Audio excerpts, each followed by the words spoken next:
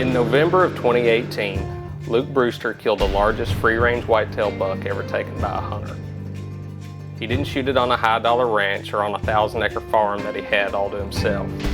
Instead, Luke was hunting with his buddies on a working farm in eastern Illinois. Those buddies had put in years of habitat work on those farms with dozens of trail camera photos of the buck, which they named Mufasa. Sure, all that habitat work helps to grow big antlers, but if it were only about antlers, Luke and his buddies could retire now, and they're definitely not doing that. Respecting the land that they hunt is a year-round thing for them. It's a lifestyle. Their efforts make the land better for everything. Deer for sure, but also turkeys, small game, songbirds, and a host of other critters too. This is the story of the country that grew the world record buck.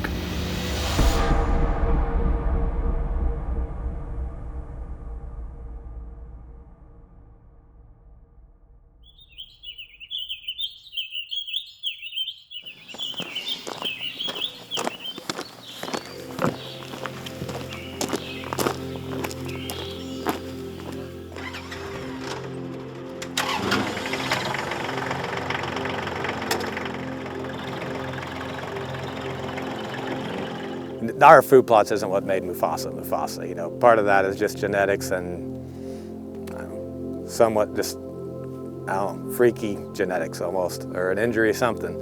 But I do think they make a difference.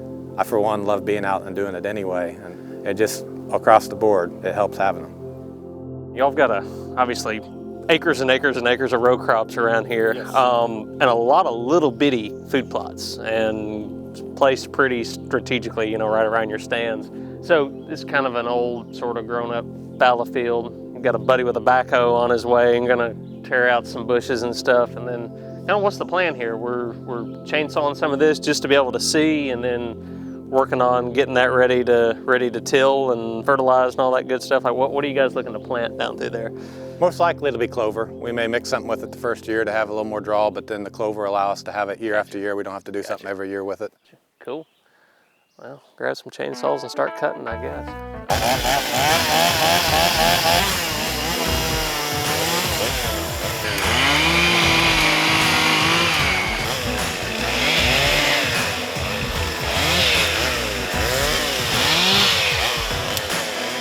So the food plots pretty much just draw the deer in. And typically when the corn's still standing, not too much, but once the corn and beans come up, then it gives them a little something extra to draw them in.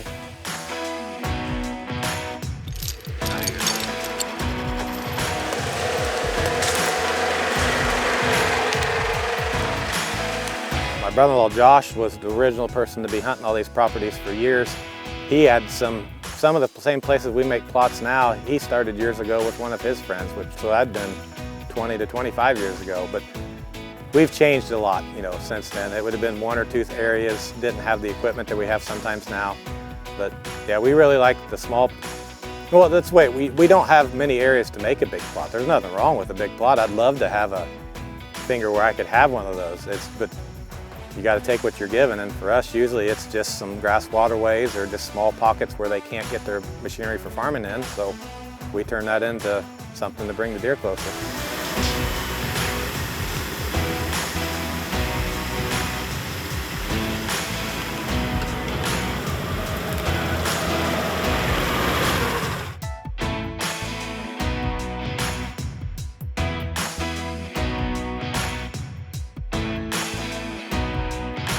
Well, it's my passion. It's what I love, and that other than my family, you know, that's what I eat, sleep, drink. You know, that's what I'm thinking about a lot of the time. Is if it's deer season, I'm thinking about which deer are out there, what they're probably going to be doing tonight, what's the wind doing, where can I get. If it's the off season, I'm thinking, how can we improve what we've got? What can we do to bring a couple more of the deer that are in the neighbors over here more often? You know, what can we do to keep them here? In the end, it's just everybody has to have something to do with their time or a hobby, and for me, this is it. So what we'll do here is just, you know, guys have been calling it like a bow range burn. Yeah. So this isn't a big habitat change of the whole woods or anything, but it's just to kind of burn off some of this leaf litter and get this understory to green up near one of your stands. Gets a lot of new browse and stuff. Deer can come in and pick on that. It's also a good way to kind of get comfortable with burning. So It's growing season, so it's probably going to go kind of slow and kind of smoky if we can get it to go. But main thing, we'll just do a good fire break around it and, you know, burn with this wind and keep it small and have fun with it.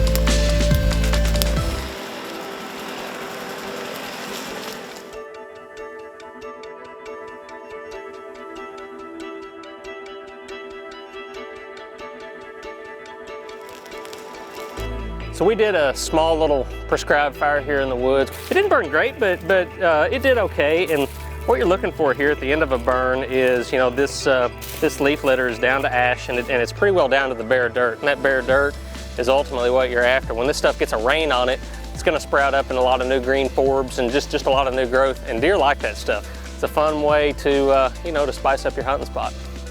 Being able to come out here, sit on your own land, and completely rewarding, knowing you put in that work and you get to see the outcome of it.